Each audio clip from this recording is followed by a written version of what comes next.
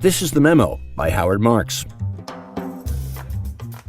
Today, we're featuring another episode of The Rewind, in which Howard looks back on some of his memos over the years, discusses their origins, and considers their relevance to today's financial environment. In this episode, Howard will be discussing the memo Something of Value with Andrew Marks, his son, who is the co-managing partner of TQ Ventures, a technology-focused venture capital firm founded 4 years ago. Howard and Andrew were interviewed by Anna Szymanski, Oaktree's senior financial writer. Here's the conversation.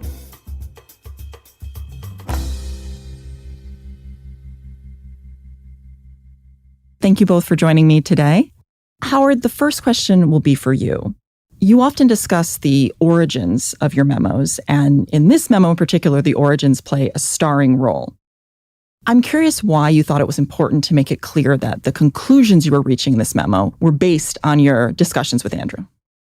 And I think it's very important because what I discuss in this memo was not about 2020 or about 2021, about where the market was or where it was going. Nancy and I flew out to California on March the 6th, 2020. Then Andrew and his family came out on March 13th and moved in with us and stayed with us for 10 weeks. You can't put Andrew and me in a room together without having some really spirited, and I would say philosophical discussion, thank God, tinged with a bunch of humor. There was so much happening in the financial world that we talked about it constantly. I titled the memo Something of Value because it was such a valuable thing to have that time together. But also, of course, we were talking about value investing. Andrew, what were your thoughts on these discussions you were having? Well, they were incredibly fun and interesting. They were lively discussions, and we brought some common ground and common foundations together with different schools of thought and different career paths and also different generational perspectives. It really started from this conversation of value and growth. It was really a conversation about how to relate these two different schools under one shared philosophy. I think it was also about a few other things. It was really about open-mindedness, I think, being mentally flexible and willing to learn, while also being skeptical, of course. I think it was also about the importance of withholding judgment on things without deep knowledge. You mentioned that you come from these slightly different perspectives. I imagine our listeners are probably familiar with Howard's perspective. I'm curious if you could describe a little bit of what was your perspective that you came in with and how it may have differed slightly. I grew up a huge Buffett nerd and always have been. And I strongly adhere to the belief that businesses are worth the discounted value of their long-term cash flows. When you're young, you tend to just parrot your heroes. And of course, I parroted my dad quite a bit, but I also parroted Buffett a lot. And he would do things like say, I can't understand tech. And so sort of throw that whole bucket out, which is valid for him. My open-mindedness to that obviously evolved. And understanding how thinking through investments as actual businesses, you can think about situations where companies seemingly have a very high multiple, but are actually tremendous value or are losing money, often by choice, but present tremendous opportunities. It comes from a really deep foundational belief in the principles of business valuation and business analysis, but a flexibility around how to think about where opportunities are. I think it's very important to pick up on this theme that Andrew mentioned about, for example, Buffett's attitude toward tech. I've heard Warren and Charlie talk about, we put that on the too hard pile. That doesn't mean they think it's a bad investment or that no value investors or no investors should invest in technology. What they're saying is we don't have that conversance with technology. But that doesn't mean that somebody who does shouldn't look at it. By the way, they say rules are made to be broken. So Buffett's got this big too hard pile with tech all over it, but he made a large investment in Apple in recent years and made a huge amount of money. One of his biggest winners of all time. Exactly. So I think, as Andrew says, the theme for this memo, the theme for this podcast is really open-mindedness. And people shouldn't say, I do this, I don't do that, because the boundaries move, the environment changes, the world changes. An investor has to change with the world. Just one example, Buffett did a lot of investing in companies with moats, impregnable, couldn't be attacked. Greatest example, newspapers. And that was 25 years ago. Today, most newspapers are fighting for their lives. You have to adjust and be open-minded and be flexible. Yeah, thinking about how games evolve is a really important part of thinking about where value exists. People often try to invest using formulas and try to codify Buffett's take or other people's take into a formula. But the way that markets work is that when things can be distilled into a formula, it tends not to be attractive anymore. So I think continuously evolving and thinking about things not in terms of rules, but in terms of concepts is important. There's no rule buy or sell or high multiple or low multiple. It all just involves judgment and deep knowledge. One of the most interesting aspects of our discussions, and it's the idea that readily available quantitative information with regard to the present cannot be the source of advantage. If everybody has access to a piece of information, it can't be the source of superiority. If it's quantitative and thus easily calculated, analyzed, manipulated, it can't be the source of superiority. So your superiority as an investor has to come from something like better understanding the significance of the numbers that have been published, better assessing the qualitative aspects of the company, the quality of its management, the quality of its product development capability, and or better understanding the future. But just putting numbers through some spreadsheet is not going to give you an edge. And then I think there's a probabilistic element as well. In venture capital, when you're investing in two people in an idea, or even a business that's nascent, has some traction but is very nascent, if you were to sell that to someone, it wouldn't have significant intrinsic value. But you're basically trying to say, based on the market opportunity, the moats, the economic model of the business, et cetera, what could this look like as a mature business 10 or 20 years down the road? And then what's the probability that I think that this team, this idea will work? You're adding a probabilistic overlay. And I think that that's not relegated only to venture capital. There are great public markets investors who think about their portfolios not in terms of a steady state company, but in terms of companies with optionality. I want to jump in here for 1 second to amplify what Andrew just said. Again, you look at a company, everybody believes that you see today's data, A, B, C, D. You think about the future possibilities, W, X, Y, Z. Everybody knows that W, X, Y, and Z are possible, but some people have a better appreciation for the probability that they'll work or won't work, and that can be the source of superiority. But there's no place to look for the answers other than to your own insight. So the discussion you just had reminded me of a line from the memo I really liked that said, the fact that a company is expected to go rapidly doesn't mean it's unpredictable. And the fact that another has a history of steady growth doesn't mean it can't run into trouble.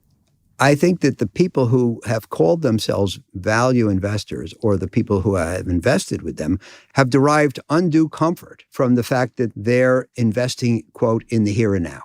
They're investing on the basis of today's assets, today's products, and today's earnings, not making guesses about the future. Somehow that seems safer and seems like there are fewer moving pieces. But one of the things that Andrew pointed out during our period in captivity was that it's not necessarily so.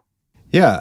First of all, to that point, again, if you think about the discounted cash flow formula, all businesses are in large part a bet about the future. It may be a future that looks very much like the present, but judgment about the future is required in basically all investing in businesses. So that's number one. Number two, when you're dealing with companies where you're betting on very long runways of growth, and also when you're betting on the economics of those companies to change as growth continues, a lot more assumptions are needed than companies where you can readily observe what the business looks like.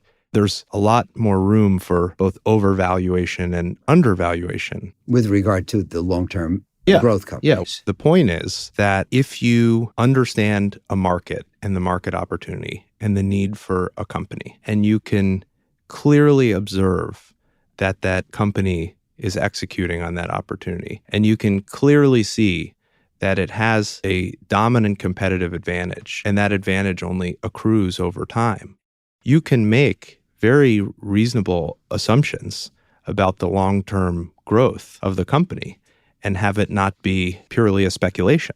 And the other thing that I think is worth noting is people view this type of thinking as synonymous with tech investing, and that may be because this type of analysis is used for basically every tech company, or the vast majority. But it's not a new thing, and it's not solely related to tech. There are great examples in all industries. Walmart is a great example. Costco is a great example.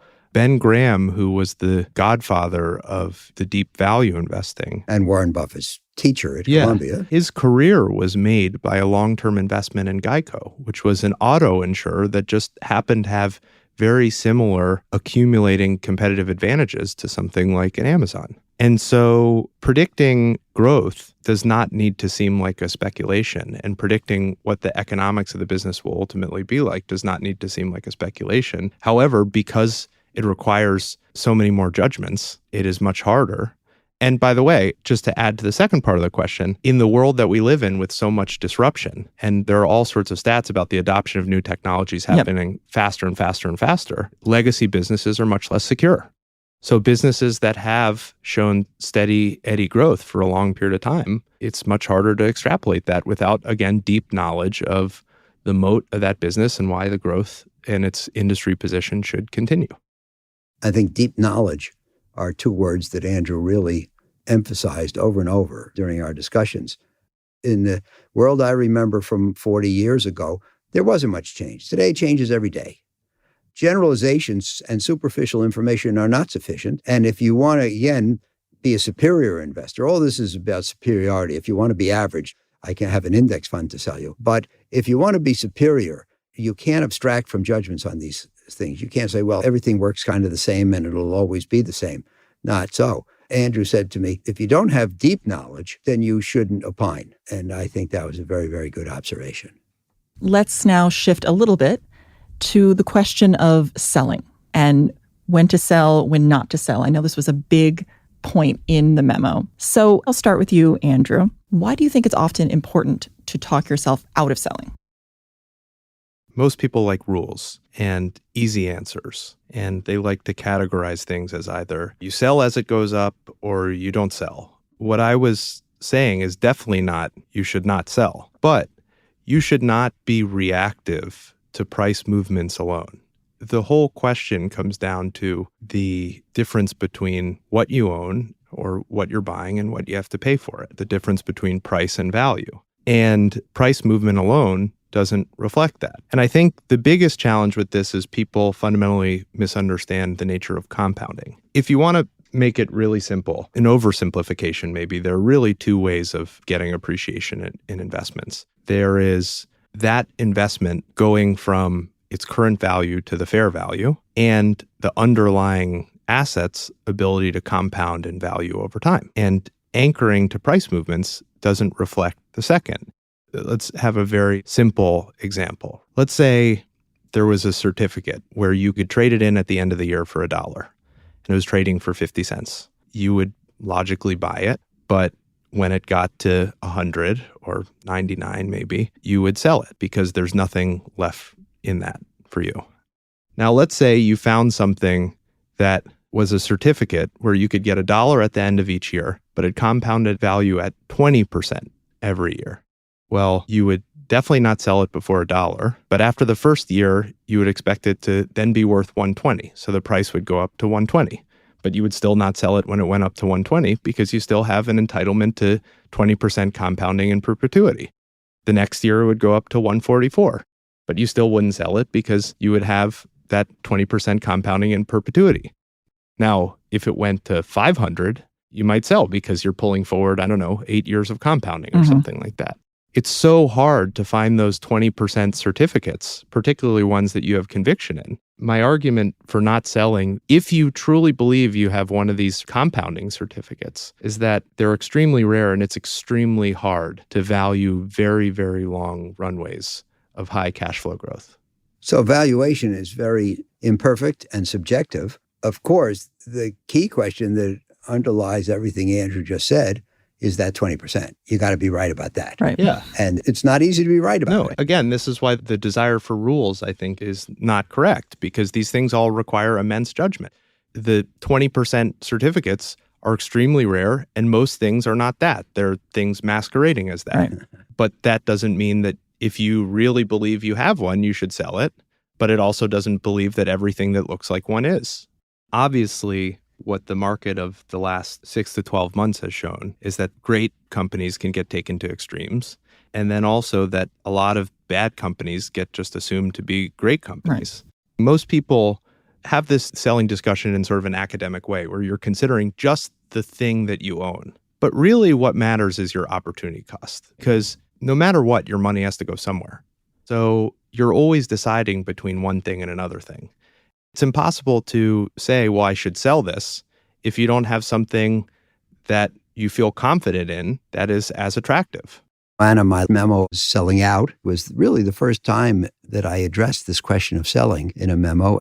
I think the bottom line is that the decisions are relative, as Andrew says, A versus B, but the decision to sell should be a decision to unbuy. So if you think about the analysis you do in deciding whether to buy something, put it in reverse. So you shouldn't sell things just because they're up. That's really the point.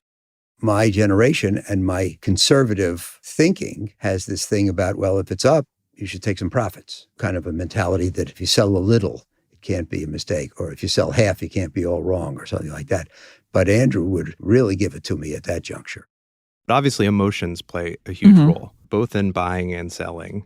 We talk often about something I think I said, which is if you look at a chart of a great stock over 20 years, and you say, man, I wish I owned that. You have to think of all the days that you would have had to not sell it. And holding great things is very, very hard. There are all sorts of amazing companies that have been incredible long-term compounders in every sort of industry. They've all been down massively many times, and they've all had scary earnings reports many times, and they've all had mistakes and all sorts of things like that. Again, it comes down to judgment. It's really important to assess your true conviction in the long term to avoid the strong emotional bias to be reactive in the short term. After the tech bubble burst, I think it was in 2001, if I'm not mistaken, that Amazon got to $6. Now, let's say you were lucky and smart enough to buy it at 6. Would you have sold it at 12? Would you have sold half at 12? It doubled. Got to take a double. What about at 60, 10x? What about at 600? About 10 years later, I think it hit 600. Well, take a little off the table. Playing with the house money, those kinds of adages. I think that before the recent correction, it got up to 3,300, if I'm not mistaken. So if you want to ever have something that goes from 6 to 3,300, by definition, you can't start selling it at 12.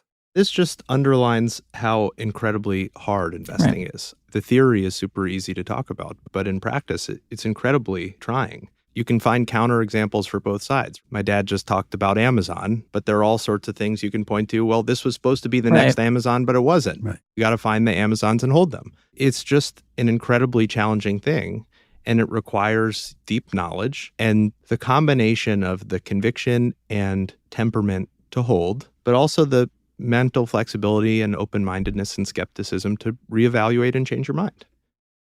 It all comes down ultimately to what Charlie Munger told me when I was putting the finishing touches on my book, The Most Important Thing. I got up to leave lunch. He says to me, just remember, none of this is meant to be easy, and anybody who thinks it's easy is stupid. If you think you found a sure thing, I would suggest you reevaluate a few times before you plunge. Final question. Why do you think that this memo was your most popular ever? Oh, I think that's easy. I put in there a lot about our life together. I illustrated how Andrew taught me about the error of my ways.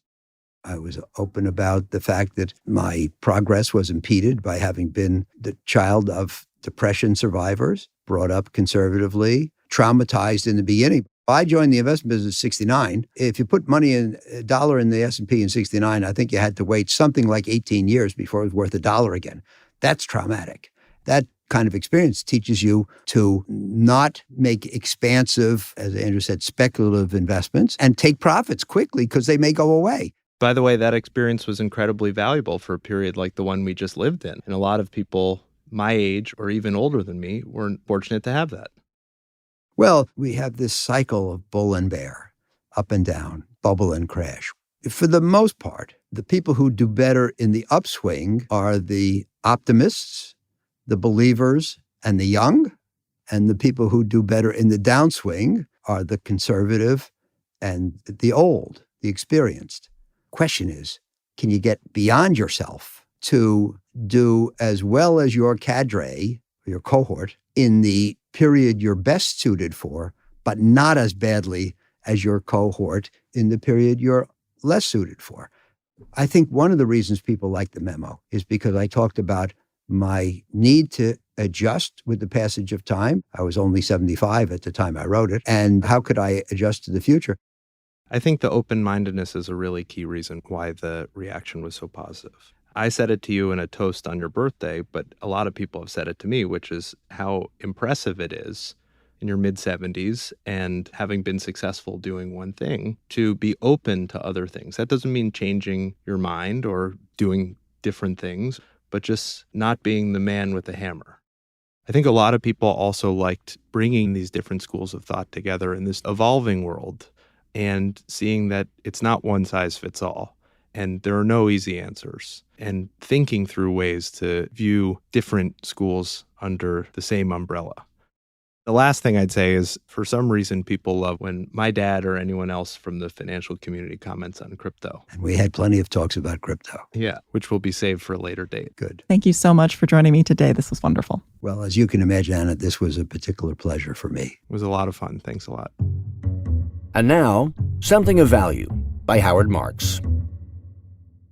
If asked about possible silver linings to this pandemic, I would list first the chance to spend more time with family.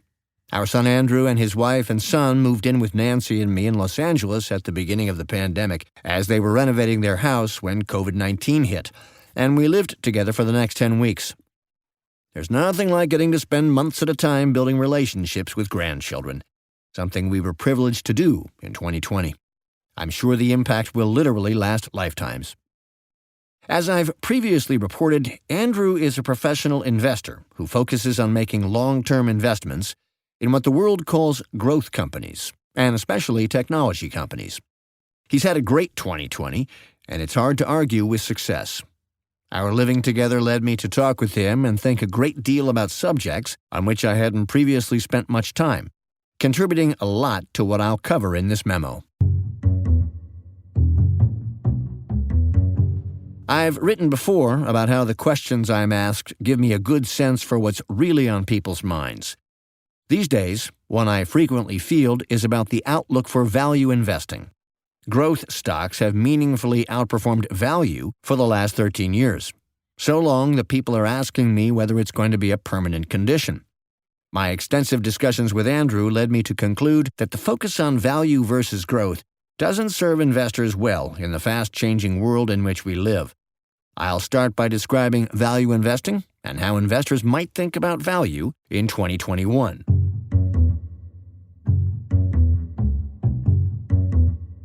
What is value investing? Value investing is one of the key disciplines in the world of investing. It consists of quantifying what something is worth intrinsically, based primarily on its fundamental cash flow generating capabilities, and buying it if its price represents a meaningful discount from that value.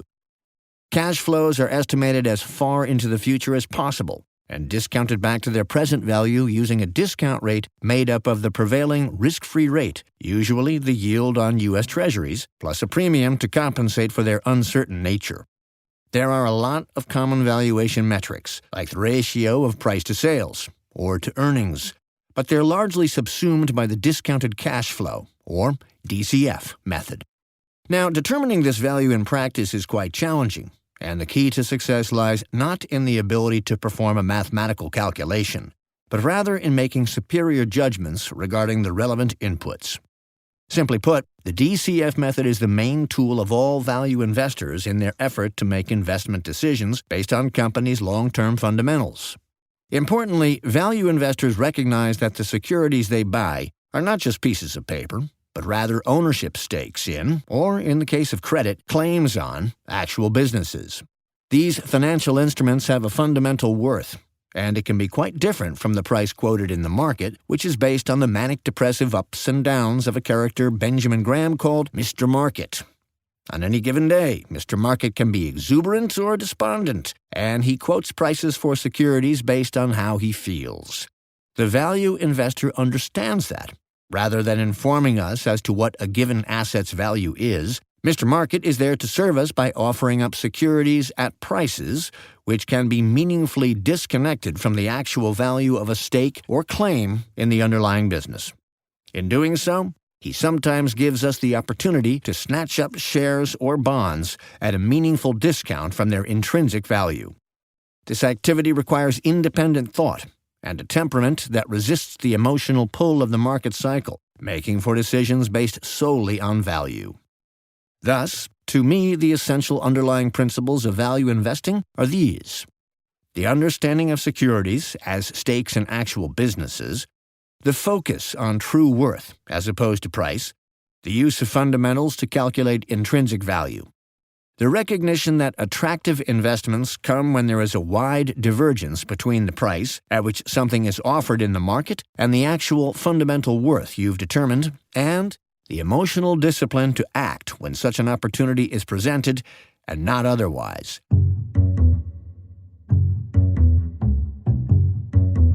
Value versus growth. Over the last 80 to 90 years, two important developments occurred with regard to investing style. The first was the establishment of value investing, as described above. Next came growth investing, targeting a new breed of companies that were expected to grow rapidly and were accorded high valuation metrics in recognition of their exceptional long-term potential. It seems likely that the label value was applied to the value school because one of its greatest early popularizers, Ben Graham, practiced a low valuation style. Deemed cigar butt investing by his protege Warren Buffett, Graham's style emphasized the search for pedestrian companies whose shares were selling at discounts from liquidation value based on the assets on their balance sheets, which Buffett likened to searching the street for used cigar butts that had one last puff left in them.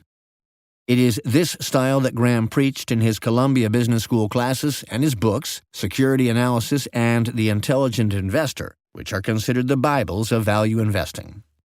His investment style relied on fixed formulas to arrive at measures of statistical cheapness. Graham went on to achieve enviable investment performance, although, funnily enough, he would later admit that he earned more on one long-term investment in a growth company, Geico, than in all his other investments combined.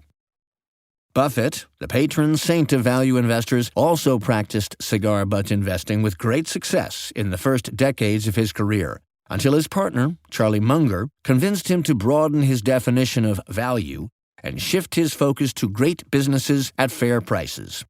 In particular, because doing so would enable him to deploy much more capital at high returns.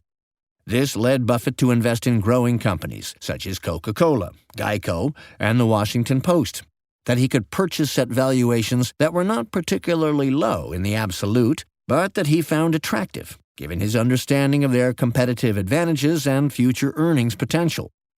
While Buffett has long understood that a company's prospects are an enormous component of its value, his general avoidance of technology stocks throughout his career may have unintentionally caused most value investors to boycott those stocks. Intriguingly, Buffett allows that his recent investment in Apple has been one of his most successful. Over time, a subject of value investors adopted a harder-line approach, with a pronounced emphasis on low valuation metrics.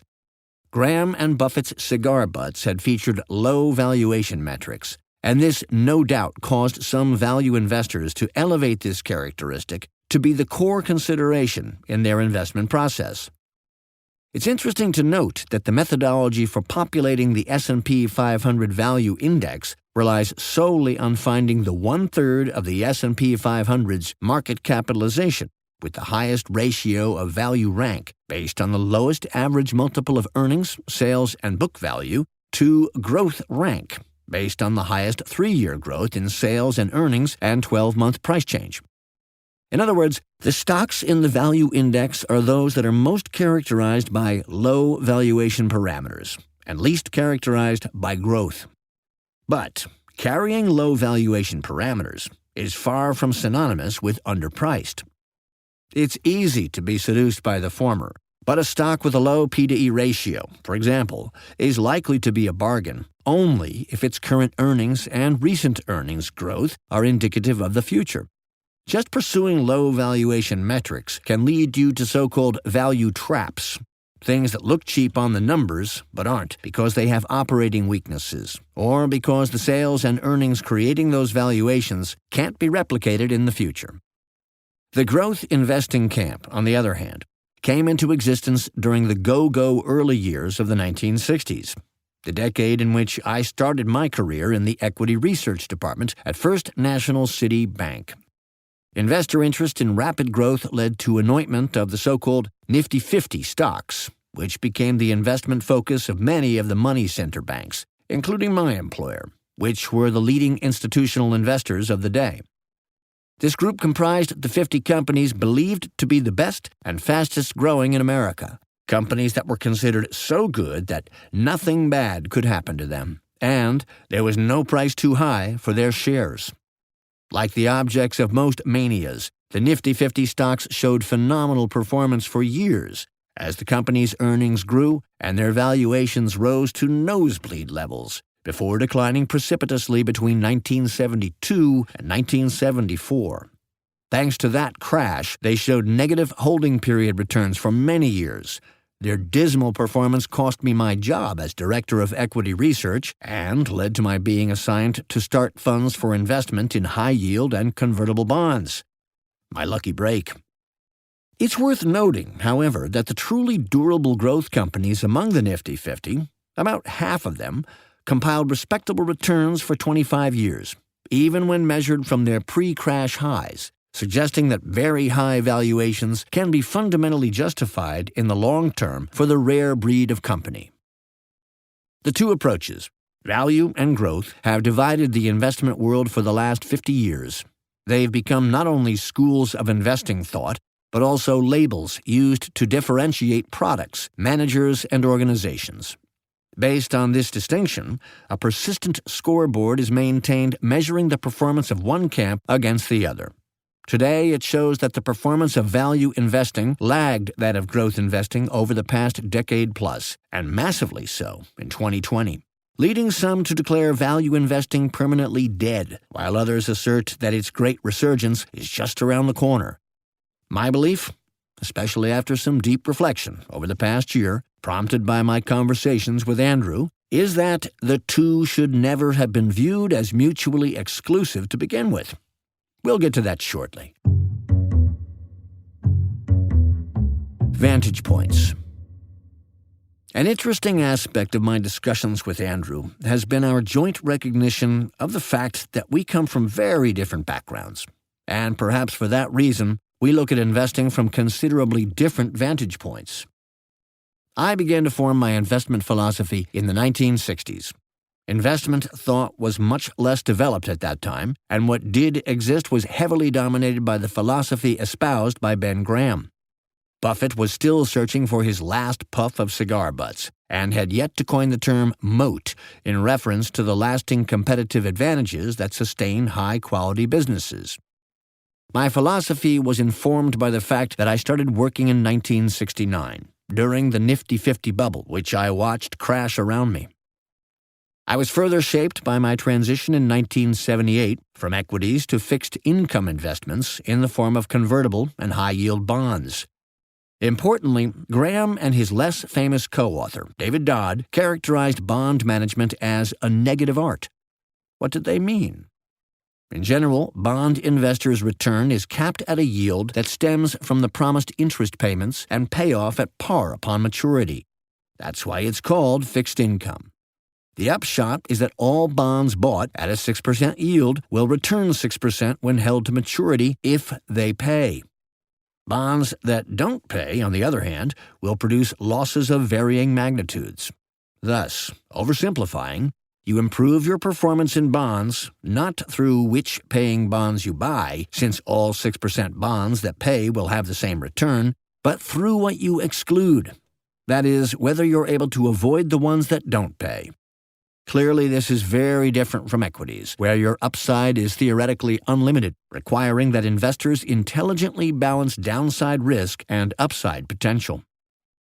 To be a good equity investor, I think you have to be an optimist. Certainly, it's no activity for doomsayers. On the other hand, the term optimistic bond investor is practically an oxymoron. Since bonds generally lack potential for long-term returns in excess of their promised yields, bond investing mostly requires skepticism and attention to the downside. One of the reasons I did well in fixed income is that it played to my natural conservatism. And since tech companies issue relatively few bonds, it also accommodated my lack of focus on technology, which has never been a particular interest to me and has always felt a bit over my head. I'm certainly not an early adopter, nor do I have a history of recognizing emerging technological trends in their infancy.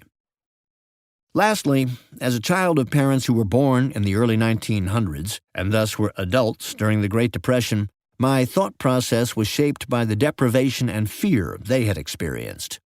Because they had been made so painfully aware of the value of a dollar and how quickly things could change for the worse, they considered the future and the possibility of loss things to worry about. Adages like, "Don't put all your eggs in one basket," and "Save for a rainy day," were watchwords I grew up with. This is very different from the experience of those whose parents were born a decade or two later than mine, never lived with deprivation, and may never have heard those words. These influences and experiences led me to adopt a value approach and the persona of a bargain hunter, which has served me well in my chosen field, which now has come to be called credit.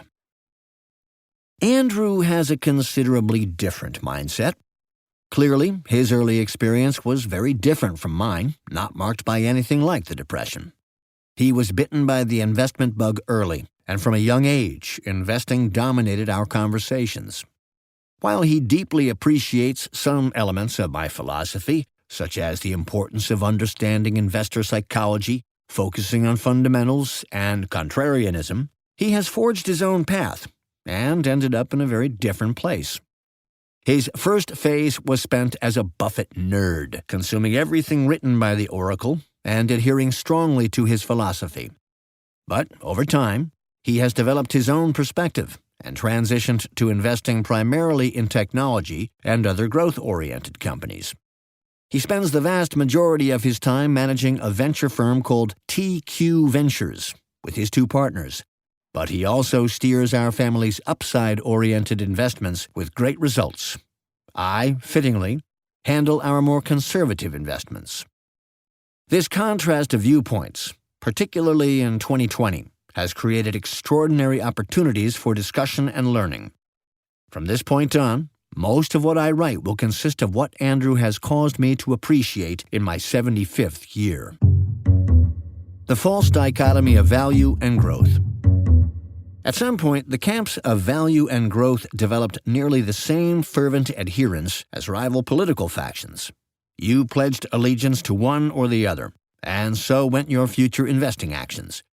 You believed your way was the only way and looked down on practitioners of the other. I think investors, perhaps based on their emotional makeup, intellectual orientation, and understanding of things like technological innovation, naturally gravitated toward one side of the stylistic divide or the other. And there are notable differences. Value stocks, anchored by today's cash flows and asset values, should theoretically be safer and more protected, albeit less likely to earn the great returns delivered by companies that aspire to rapidly grow sales and earnings into the distant future. Growth investing often entails belief in unproven business models that can suffer serious setbacks from time to time, requiring investors to have deep conviction so as to be able to hang on. When they're rising, growth stocks typically incorporate a level of optimism that can evaporate during corrections, testing even the most steeled investor. And because growth stocks depend for most of their value on cash flows in the distant future that are heavily discounted in a DCF analysis, A given change in interest rates can have meaningfully greater impact on their valuations than it will on companies whose value comes mainly from near-term cash flows. Despite these points, I don't believe the famous value investors who so influenced the field intended for there to be such a sharp delineation between value investing, with its focus on the present day, low price and predictability, and growth investing, with its emphasis on rapidly growing companies, even when selling at high valuations. Nor is the distinction essential, natural, or helpful, especially in the complex world in which we find ourselves today. Both Graham and Buffett achieved success across a variety of styles, and more importantly, viewed value investing as consisting of adherence to fundamental business analysis, divorced from the study of market price action. As Buffett put it, "We don't consider ourselves to be value investors. Discounted cash proceeds is the appropriate way to value any business. There is no such thing in our minds as value and growth investing." It just so happened that considerable opportunity existed for them in the cigar butt arena at the time they operated, especially considering that both started with relatively small amounts of money with which to invest. So that's what they emphasized. But as the world evolved, the landscape of opportunities has changed significantly. There's a saying that, to the man with a hammer, everything looks like a nail. The widely discussed distinction between value and growth made some people believe they only had hammers, when in fact they potentially had access to a whole toolbox. Now we live in a complex world where a range of tools is required for success. A more efficient world. As mentioned earlier, the investment world back when Buffett and Graham were first practicing their version of value investing was considerably different from the current one. First, the level of competition was much lower, almost unrecognizable when compared to today.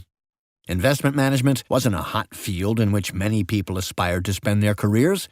It was instead a cottage industry, with a small number of outfits practicing quite traditional activities. Second, information was extremely hard to come by and process. There were no computers, spreadsheets, or databases. Before researching a stock, you first had to find it in either the back of the newspaper, if it was a mainstream issue, or large books put together by firms like Moody's and Value Line, if it was more thinly traded. Then you had to either send a request to the company for the annual report or go to the library, hoping to find a copy of the report or a broader publication that included the company's financial statements. And third, with the industry so small, nascent, and unpopular, the investment thought process wasn't something broadly developed or disseminated. The key analytical frameworks were not yet codified, and folks like Graham and Buffett had a huge edge simply because they knew how to process the data they found. In short, there were few people searching.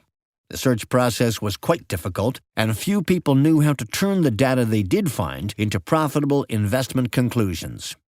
In this environment, bargains could literally be hiding in plain sight for anyone with the willingness to look and the capacity to analyze. When Buffett was applying his cigar butt approach to running his early investment partnership, which racked up a tremendous record, he famously used to sit in his back room in Omaha, flipping through the thousands of pages of Moody's manual, and he would buy shares in small companies that were trading at enormous discounts from liquidation value for the simple reason that no one else paid attention to them.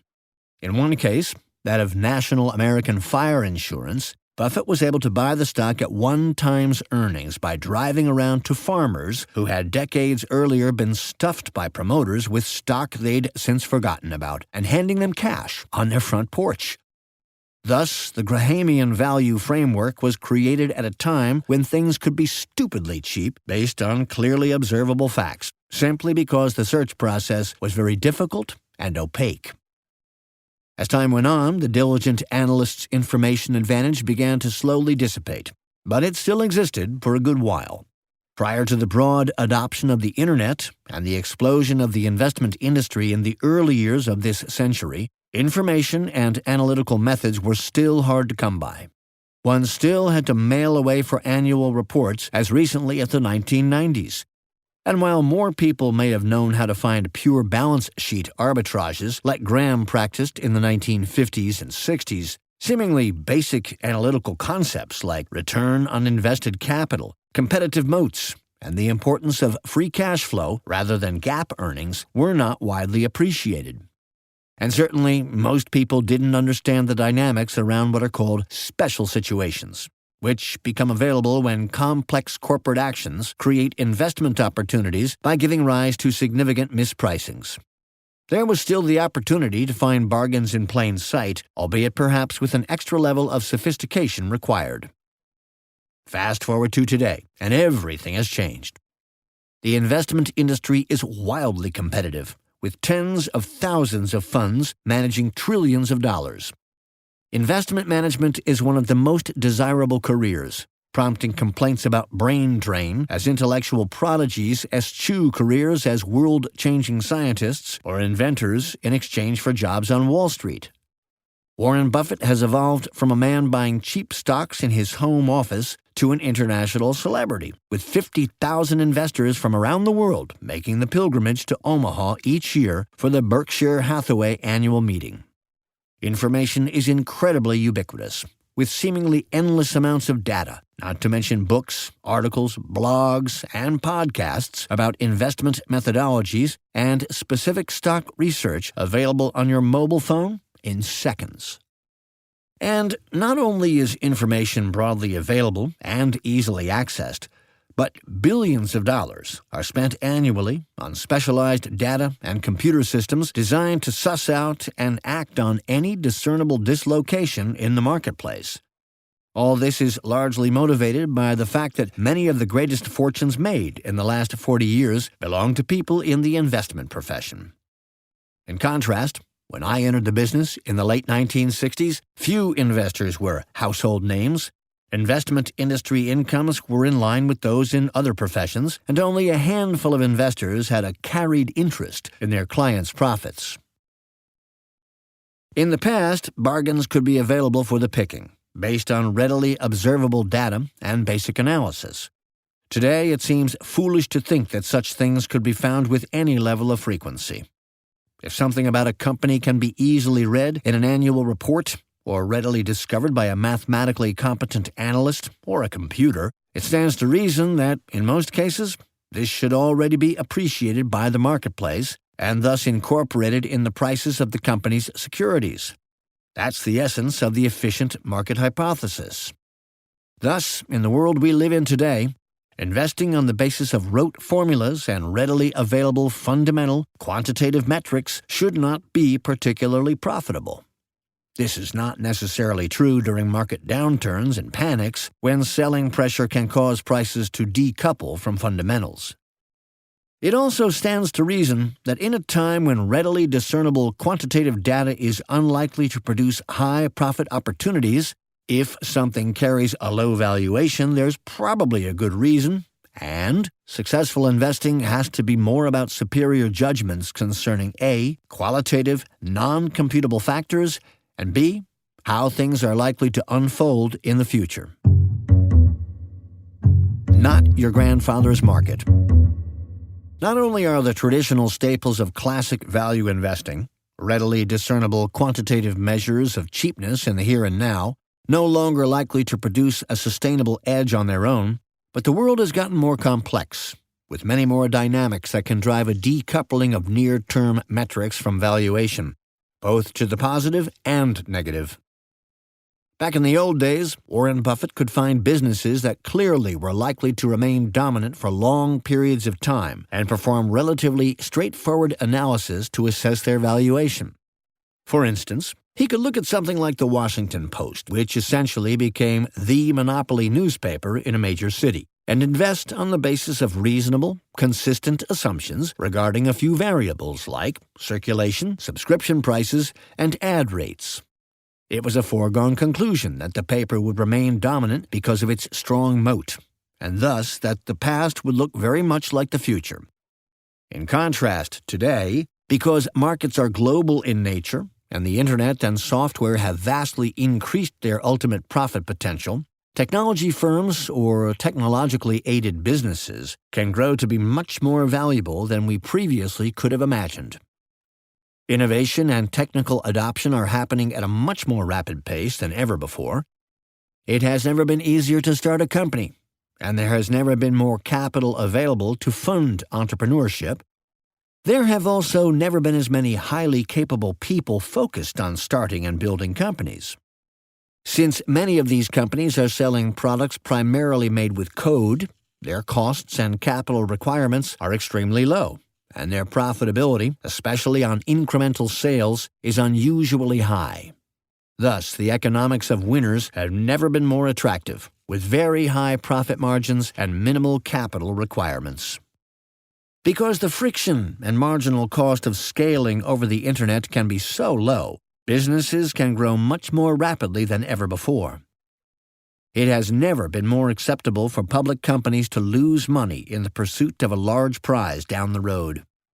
This, in turn, leads to obfuscation of the real potential economics of winners and makes differentiating between winners and losers difficult without great, insightful effort to peel back the onion. As developing and scaling new products is much easier in the digital world, often requiring little more than engineers and code, it's never been more possible for companies to develop completely new avenues of growth, further extending their runways. Amazon's AWS and Square's Cash App are two notable examples.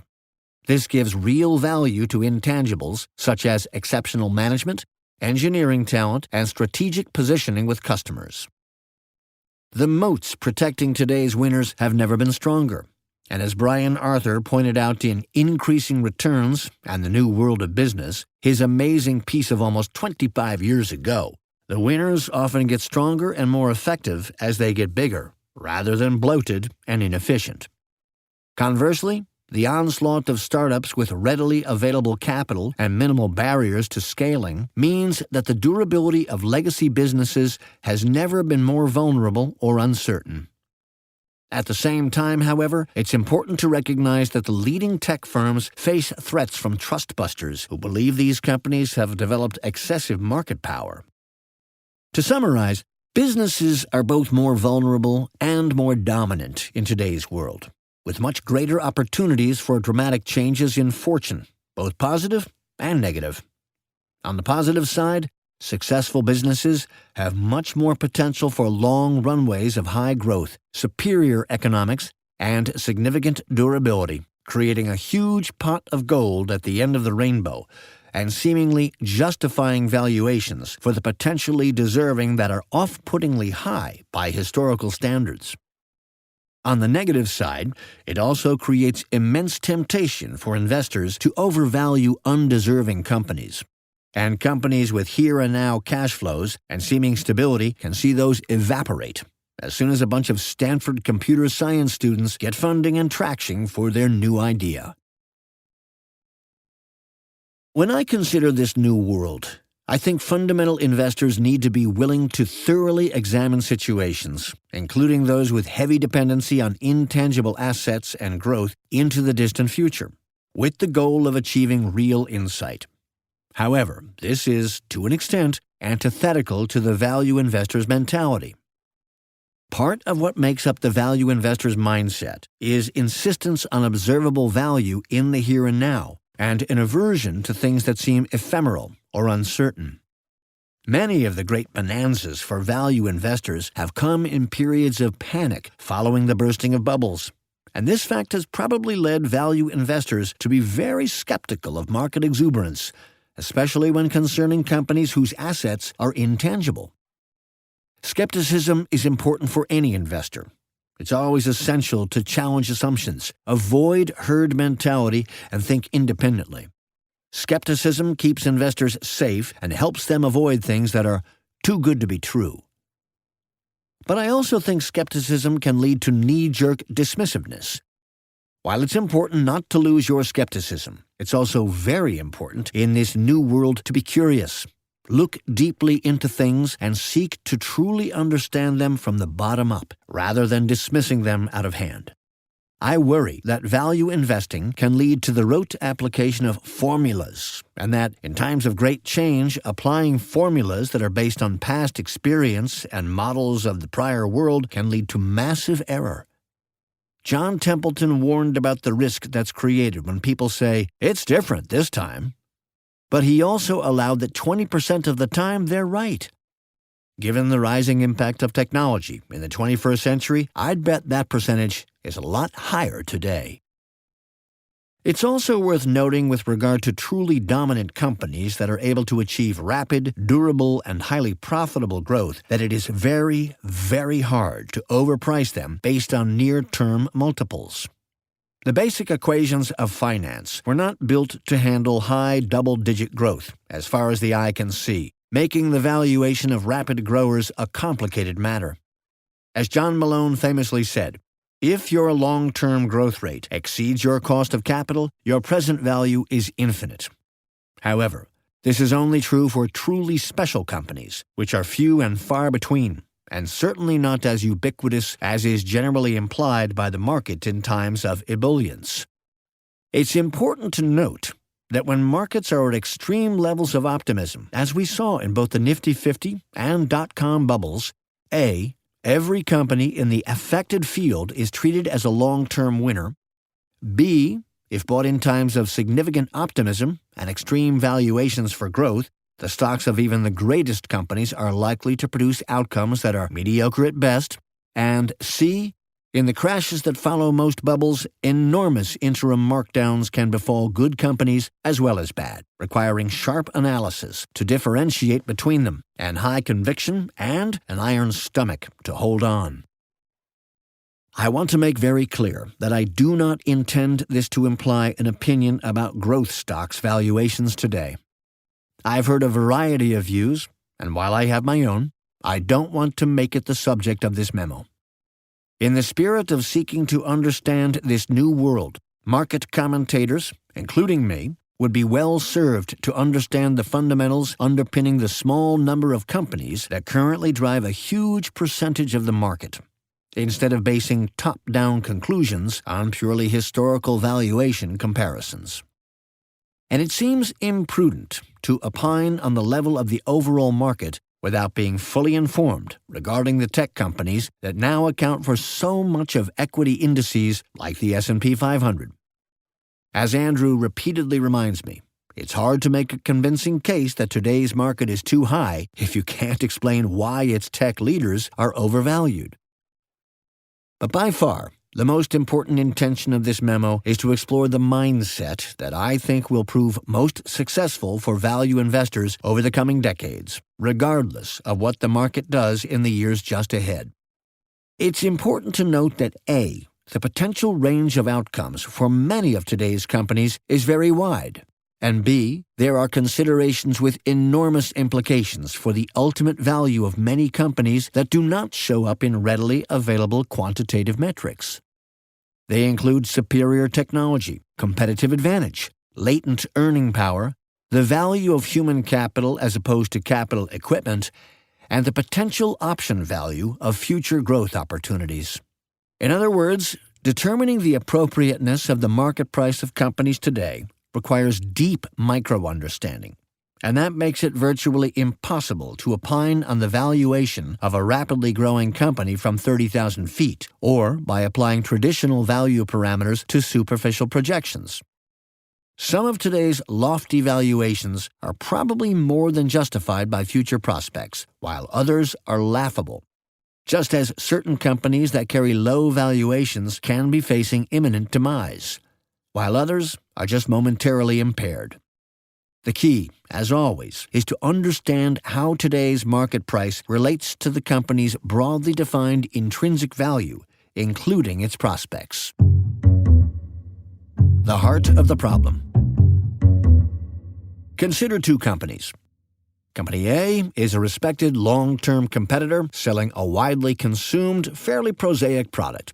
It has built a decades-long record that shows modest but steady sales growth and healthy profit margins. It manufactures its product using heavy machinery located on its own premises. Its stock sells at a modest multiple of earnings per share. Company B, on the other hand, was formed a few years ago with the goal of disrupting a legacy industry. It has a brief but impressive record of sales growth, albeit at modest absolute dollar levels, and with limited profitability.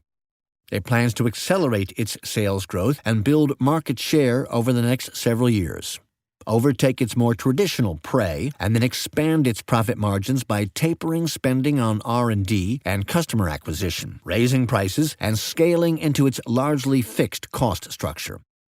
Its products are constantly evolving and innovating, and they emerge not from factories, but rather the minds of engineers doing coding. It has no current earnings, but, because of its potential, sells at a lofty multiple of sales.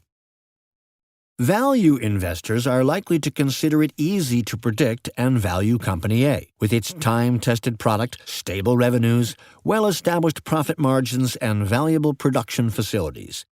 The process requires only a few simple assumptions: that something that has been successful will remain so, that next year's sales will be equal to this year's sales, plus some modest growth, and that the profit margin will remain where it has been for years.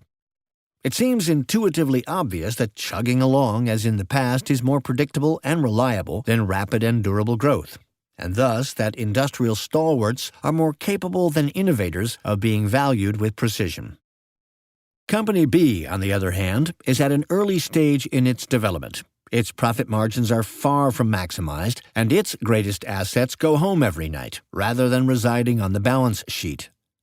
Valuing it requires guesses about the ultimate success of its products, its ability to come up with new ones, the response from competitors and the targeted industry, its growth runway, and the extent to which it will be able to increase profitability once doing so becomes its focus. Company B seems more conceptual in nature and more dependent on developments in the distant future that are subject to significant uncertainty. So, valuing it might have to be done on the basis of broad ranges for future sales and profitability rather than reliable point estimates. Assessing its value also requires conversance with a technologically complex field. For all these reasons, value investors are likely to consider Company B hard to value, speculative, and thus not investable under the canon.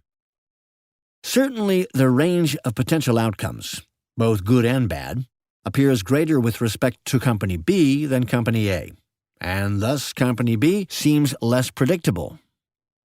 But Company A's track record may suggest stability that could ultimately prove fleeting. And even if one can't exactly predict the future of Company B, British philosopher and logician Carveth Reed reminds us that we'd rather be vaguely right than exactly wrong. The ability to formulate precise forecasts does not necessarily make something a better or even a safer investment. First, the apparent ease of predicting traditional Company A's future can be quite deceptive. For example, considerable uncertainty can exist regarding its risk of being disrupted by technology or seeing its products innovated out of existence. On the other hand, while Company B is more nascent, its product's strength and traction in the marketplace may make success highly likely. Second, as noted earlier, if conclusions regarding Company A's potential can easily be reached by a finance student with a laptop, how valuable can such conclusions be? Shouldn't a deep understanding of a company's qualitative dynamics and future potential be a greater source of advantage in making correct forecasts than data which is readily available to all? Value investing is thought of as trying to put a precise value on the low-priced securities of possibly mundane companies and buying if their price is lower. And growth investing is thought of as buying on the basis of blue sky estimates regarding the potential of highly promising companies and paying high valuations as the price of their potential. Rather than being defined as one side of this artificial dichotomy, value investing should instead consist of buying whatever represents a better value proposition, taking all factors into account. Dealing with winners. A couple of times this past year, I've committed the sin of asking Andrew how he felt about selling part of some highly appreciated holdings and taking some money off the table. The results haven't been pretty. He has made plain my error, as described below. Much of value investing is based on the assumption of reversion to the mean. In other words, what goes up must come down, and what comes down must go up. Value investors often look for bargains among the things that have come down. Their goal, of course, is to buy underpriced assets and capture the discounts. But then, by definition, their potential gain is largely limited to the amount of the discount. Once they've benefited from the closing of the valuation gap, the juice is out of the orange, so they should sell and move on to the next situation. In Graham's day, cigar butts could be found in good supply, valued precisely, bought very cheaply with confidence, and then sold once the price had risen to converge with the value. But Andrew argues that this isn't the right way to think about today's truly world-class companies with their vast but unquantifiable long-term potential. Rather, if an investor has studied a company, reached a deep understanding of it, and concluded that it possesses great potential for growth and profitability, he'll probably recognize that it's impossible to accurately quantify that potential and know when it has been realized. He also may realize that ultimate potential is a moving target, as the company's strengths may allow it to develop additional avenues of growth. Thus, he might have to accept that the correct approach is to A. Hope he has the direction and quantum approximately right, B. Buy, and C. Hold on, as long as the evidence suggests the thesis is right and the trend is upward. In other words, as long as there's still juice in the orange. My 2015 memo, Liquidity, included some observations from Andrew regarding point C. When you find an investment with the potential to compound over a long period of time, one of the hardest things is to be patient and maintain your position as long as doing so is warranted on the basis of the prospective return and risk. Investors can easily be moved to sell by news, emotion, the fact that they've made a lot of money to date, or the excitement of a new, seemingly more promising idea. When you look at the chart for something that's gone up and to the right for 20 years, think about all the times a holder would have had to convince himself not to sell. He hasn't changed his tune one bit over the last 5 years. Andrew insists that when you're talking about today's great growth companies, the approach of buy in cheap, set a target price, sell as it rises, and exit fully when it reaches the target is dead wrong. A dispassionate look at history makes clear that taking profits in a rapidly growing company with durable competitive advantages has often been a mistake. Given the properties of today's leading companies, it can be even more wrong now. Instead, as he says, you have to talk yourself out of selling. I think winners are sold for 4 primary reasons. A. The investor concludes that the investment has accomplished everything it's capable of. B. She thinks it has appreciated to the point that its prospective return is only modestly attractive. C. She realizes something in her investment thesis was incorrect, or has changed for the worse. Or D. She fears that the gains to date might be proved unwarranted, and thus evaporate. In particular, she's afraid she'll end up kicking herself for not having taken profits while they were there. But fear of making a mistake is a terrible reason to sell something of value. Here's how Andrew puts it today. It's important to understand the paramount importance of compounding and how rare and special long-term compounders are. This is antithetical to the "it's up so sell" mentality, but in my opinion, critical to long-term investment success. As Charlie Munger says, the first rule of compounding is to never interrupt it unnecessarily. In other words, if you have a compounding machine with the potential to do so for decades, you basically shouldn't think about selling it, unless, of course, your thesis becomes less probable. Compounding at high rates over an investment career is very hard, but doing it by finding something that doubles, then moving on to another thing that doubles, and so on is, in my opinion, nearly impossible. It requires that you develop correct insights about a large number of investment situations over a long period of time. It also requires that you execute well on both the buy and the sell each time. When you multiply together the probabilities of succeeding at a large number of challenging tasks, the probability of doing them all correctly becomes very low. It's much more feasible to have great insights about a small number of potentially huge winners, recognize how truly rare such insights and winners are, and not counteract them up by selling prematurely.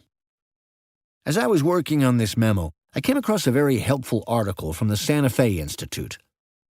When it comes to investing and businesses, the mental models in our head help us answer the question, what does the future hold?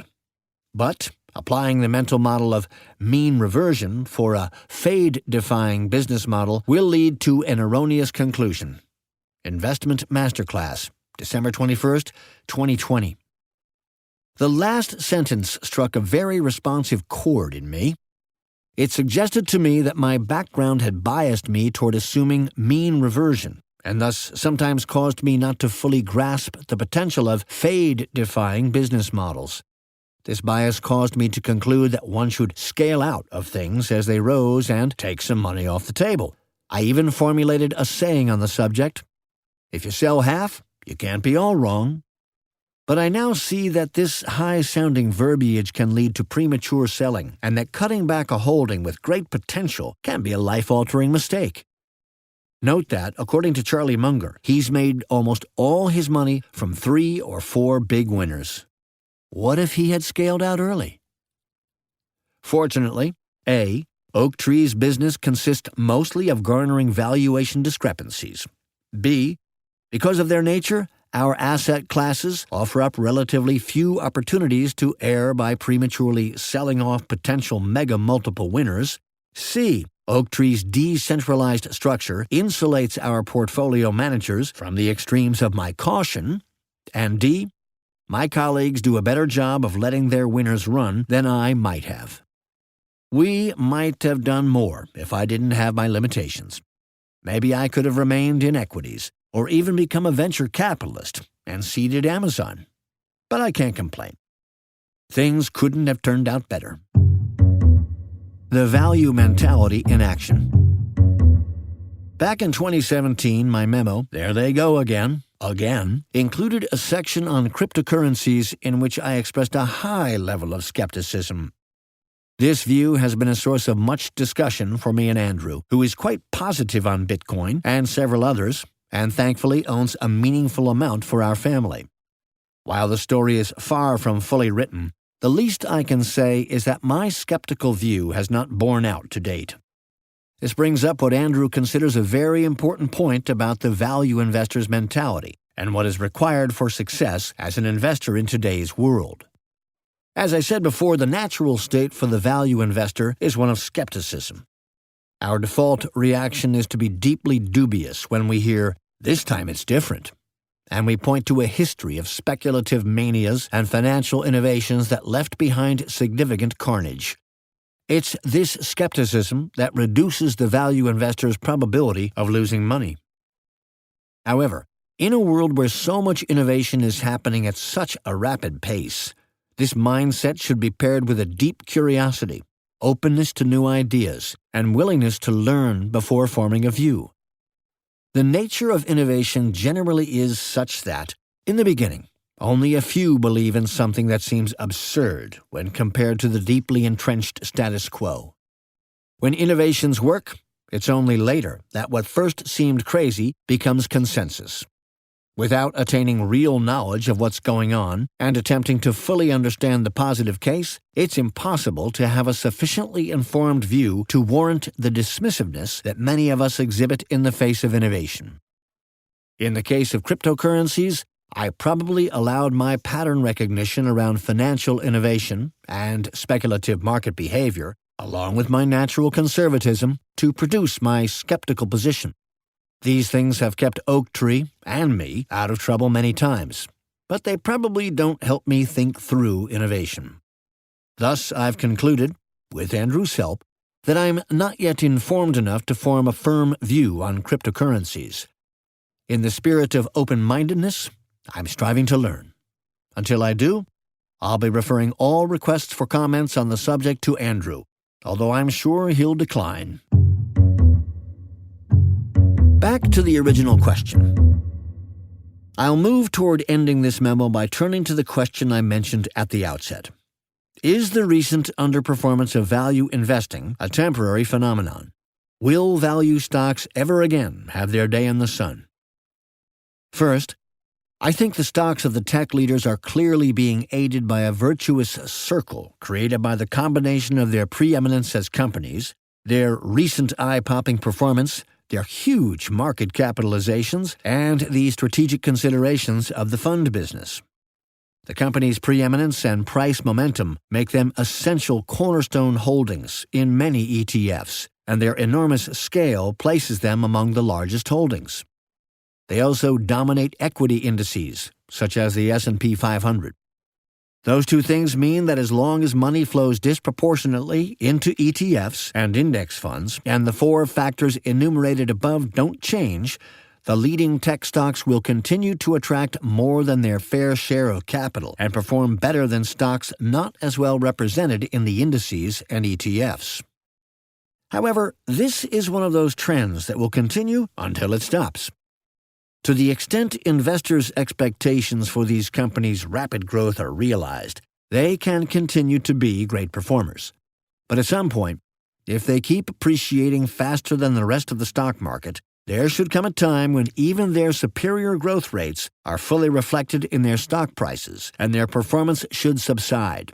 Their stock prices may grow only in line with their earnings, or even slower, and other stocks may come into favor and perhaps outperform.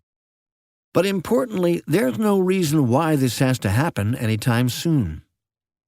There are many similarities between today and past periods of optimism.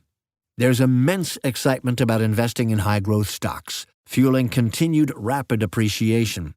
There's very easy monetary policy, which adds fuel to the fire in any bull market.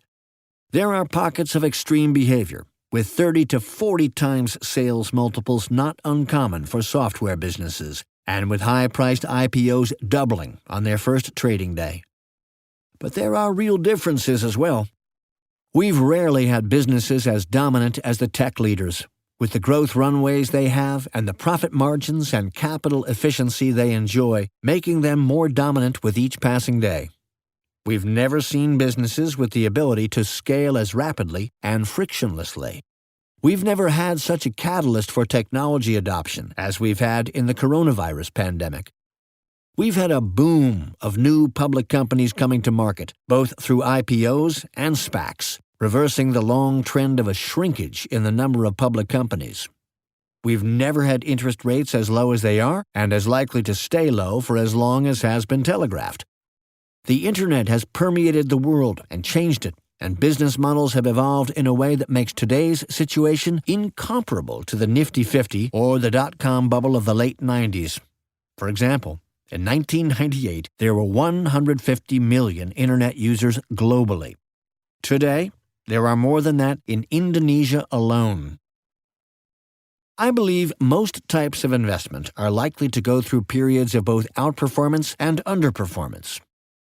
There are reasons to believe, with ample counterarguments, that as the tide turns on monetary policy, if it ever does, rising interest rates will disproportionately hurt growth stocks, just as they've been disproportionately helped during this period of easy money. More importantly, it has long been true that when something works, people follow the herd, chase the gains, and bid it up to the point where prospective returns are paltry, thus positioning investments that have been out of favor to become the new outperformers. But as I said earlier, broad observations about historic valuations are not a sufficient foundation for market opinions today. I also believe, as outlined earlier, that certain types of value opportunities have largely evaporated, and, save for times of market panic, when things become dislocated, are unlikely to deliver the returns they did in the past.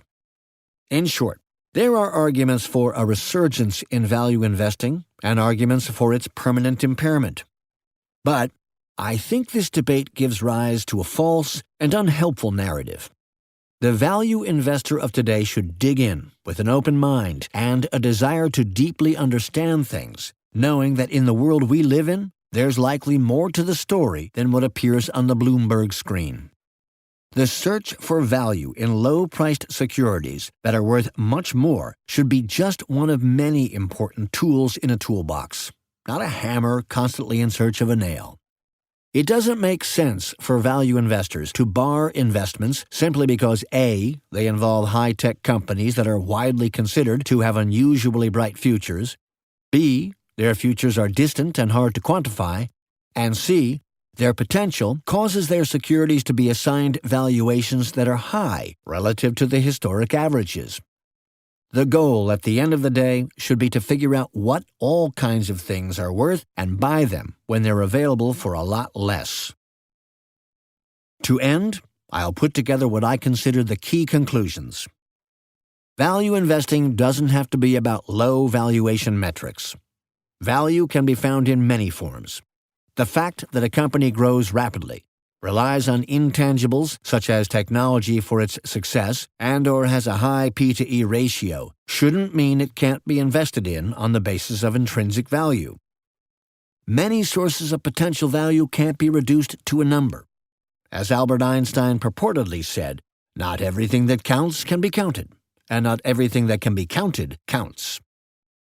The fact that something can't be predicted with precision doesn't mean it isn't real. Since quantitative information regarding the present is so readily available, success in the highly competitive field of investing is more likely to be the result of superior judgments about qualitative factors and future events. The fact that a company is expected to grow rapidly doesn't mean it's unpredictable, and the fact that another has a history of steady growth doesn't mean it can't run into trouble. The fact that a security carries high valuation metrics doesn't mean it's overpriced, and the fact that another has low valuation metrics doesn't mean it's a bargain. Not all companies that are expected to grow rapidly will do so, but it's very hard to fully appreciate and fully value the ones that will. If you find a company with the proverbial license to print money, don't start selling its shares simply because they've shown some appreciation. You won't find many such winners in your lifetime, and you should get the most out of those you do find. I once asked a well-known value investor how he could hold the stocks of fast-growing companies like Amazon. Not today, when they're acknowledged winners, but rather 2 decades ago. His answer was simple. They looked like value to me. I guess the answer is, value is where you find it. My conversations with Andrew over the 10 months of the pandemic have represented a voyage of discovery and culminated in this memo. I think we came to some important realizations regarding the question of value versus growth investing, and in the process, I learned a lot about myself. I don't mean to suggest that anything I've written here pertains to all value or all growth investors. There's a lot of generalizing, and we know how imperfect generalizations can be. I also don't insist that it's correct. It's just the current state of my thinking. Not only do I not insist that my version is the only one possible, but I expect it to evolve further as the world changes and I continue to learn. I hope you'll find this memo interesting and helpful, and I wish you all the best in 2021. January 11th, 2021. Thank you for listening to The Memo by Howard Marks. To hear more episodes, be sure to subscribe wherever you listen to podcasts.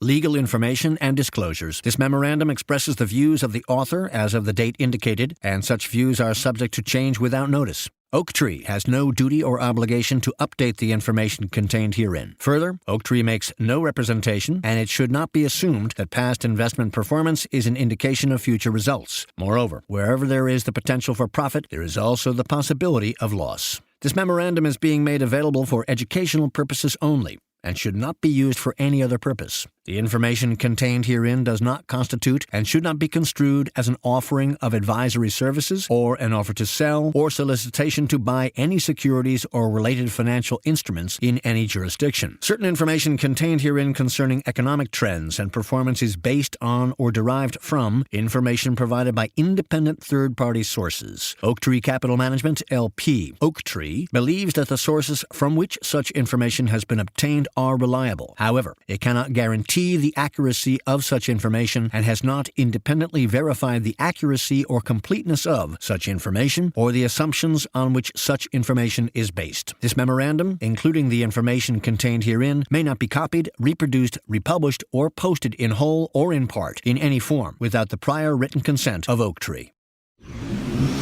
Audiation.